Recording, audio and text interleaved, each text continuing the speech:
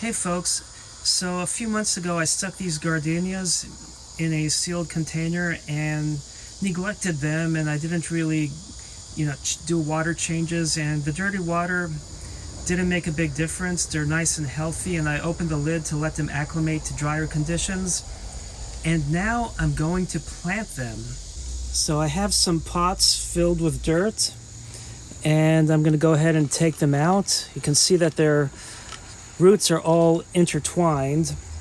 So what I'm going to have to do is actually pour these out onto the container, but I'm going to dump this water first.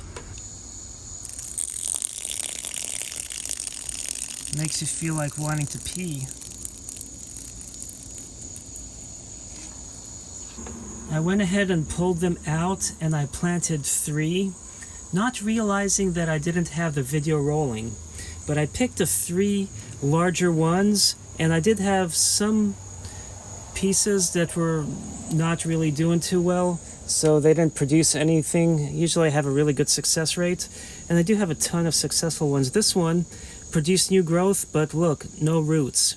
So sometimes you're not going to have 100% success, and this is what happens when you don't change the water, but nevertheless the ones that survived are very healthy, and despite any mildew or algae growing on them, you're changing their environment by transferring them to pots, so all that is going to die, from the difference in environment.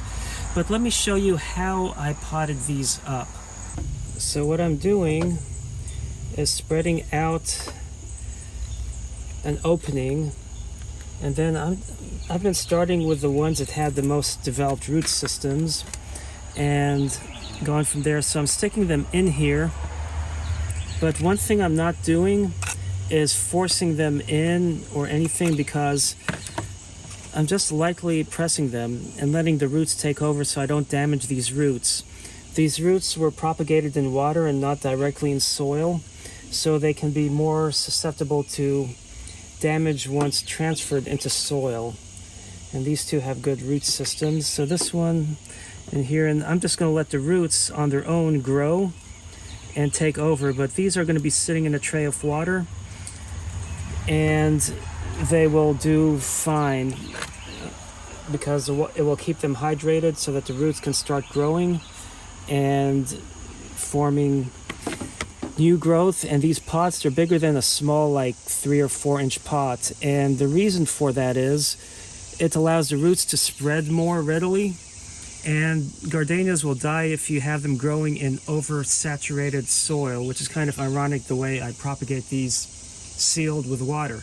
But this way they'll stay moist, but being that far up from the water level, they still can breathe, and then these will grow nicely, and they'll already be in nice big pots. I won't have to transfer, and then next year I can either sell or give them away or just plant them in the yard. So I have a bunch more to plant because I have like several over here still, but I hope you enjoyed this video and found it informative on planting gardenias after you have successfully rooted them in the method that I've shown in several of my earlier videos. Thanks for watching, and happy planting.